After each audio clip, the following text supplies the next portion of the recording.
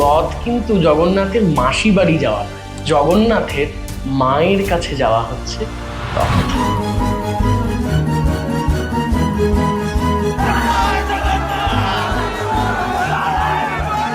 এই বিশ্ব ব্রহ্মাণ্ডের সবচেয়ে রহস্যজনক মন্দির হচ্ছে জগন্নাথ, সবচেয়ে রহস্যজনক, এবং যার কোনো ব্যাখ্যা আমরা, সুপরিকল্পিত ব্যাখ্যা আমরা দিতে পারবো না।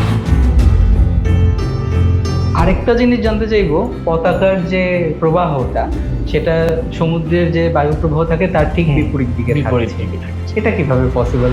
জগন্নাথ ক্ষেত্রটা বা জগন্নাথ মন্দিরটা এমন ভাবে তৈরি করা আছে যেন ওই মন্দিরটা পঞ্চভূতকে জয় করেছে। জগন্নাথ লোকনাথ নীলাদ্রিশ পরহরি।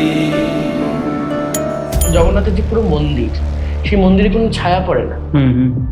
একটা মন্দির যার দুপাশে সূর্য উঠছে, চতুর্দিকে সূর্য বেষ্টন করছে, কিন্তু মন্দিরটার ছায়া পড়ছে না।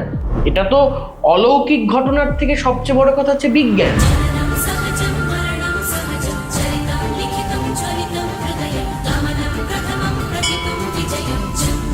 শ্রী চৈতন্যদেবের আঙ্গিকে রথযাত্রা, এই বিষয়টা সম্পর্কে একটু আলোচনা।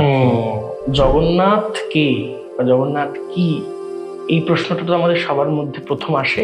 1 লক্ষ শালিগ্রামের উপরে দক্ষিণাকালী যন্ত্রের উপর জগন্নাথ প্রতিষ্ঠিত, উগ্র তারা যন্ত্রের উপর বলদেব প্রতিষ্ঠিত, ভুবনেশ্বরী যন্ত্রের উপর মা সুভদ্রা প্রতিষ্ঠিত। কারোর কাছে তিনি ভৈরব, কারোর কাছে গণেশ, কারোর কাছে শিব, কারোর কাছে সৌর, কারোর কাছে শক্তি, কারোর কাছে কৃষ্ণ, কারোর কাছে নারায়ণ।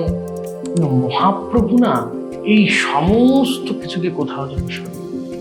জগন্নাথকে তিনি নারায়ণ নয়, শিব নয়, প্রতিষ্ঠা করালেন শ্রী রাধার প্রাণধন ব্রজেন্দ্র নন্দরূপে। আনন্দ লীলাময় বিগ্রহায় হেমাভদিব্য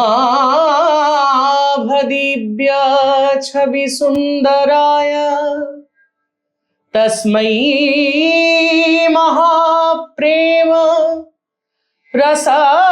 रसप्रदाय चैतन्यचन्द्राय